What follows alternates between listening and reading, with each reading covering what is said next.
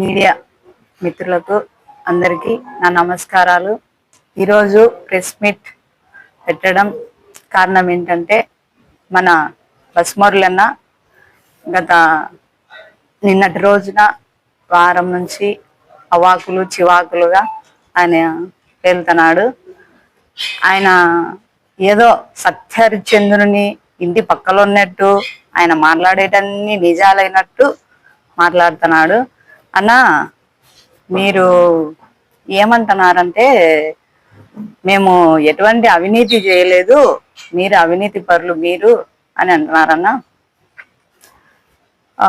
కొత్తపల్లె పంచాయతీలో మడూరు రోడ్లో బైపాస్లో బ్రిడ్జ్ దగ్గర 72 సెంట్లు 645 సర్వే నెంబర్ /2A/3A స్థలం ఎవరిదన్నా? అది నాదని మీరు రిజిస్టర్ చేయించుకున్నారన్నా. అది ఒక ఎస్సీ మాలదన్నా. మీరు మాదని ఎలాగా రిజిస్టర్ చేసుకున్నారన్నా? ఏమన్నా మీరు అవినీతి పరులు కాదు కదా, మరి ఇది ఎట్లా రిజిస్టర్ చేసుకున్నారన్నా? మాల వాళ్ళ స్థలానికి మాదని ఎట్లా వచ్చారు మురళీరెడ్డి అన్న? మీరు ఎస్సీ మాల వాళ్ళు ఏమన్నా మీకు బంధువులైతే కాదు కదా.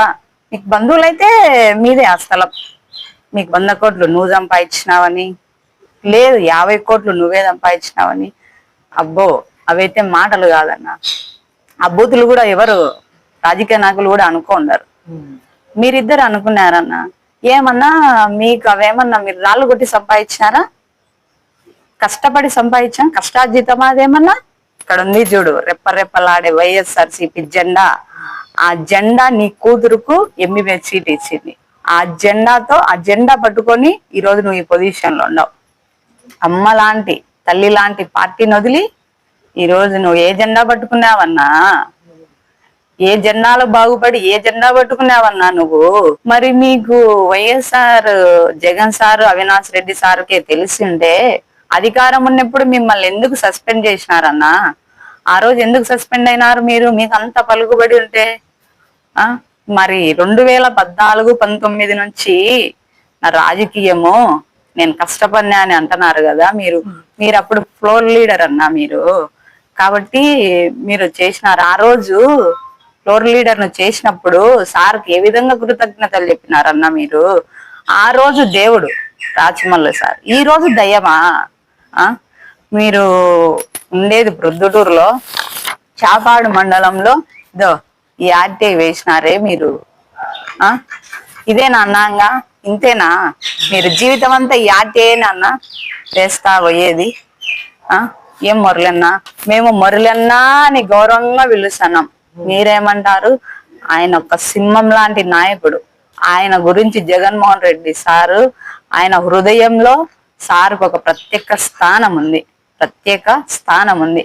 అటువంటి నాయకుడిని పట్టుకొని ప్రొద్దుటూరు నుంచి ఇచ్చాపురం వరకు ప్రొద్దుటూరు నియోజకవర్గ శాసన మండలి వైఎస్ఆర్సీపీ రాష్ట్ర అధికార ప్రతినిధి రాచమల్లు అంటే ఏంటో కనుక్కోండి ఒకసారి. నువ్వు కన్నా మరి మాలోళ్ళ స్థలంలోకి వచ్చినావు, రిజిస్టర్ చేయించుకున్నావు.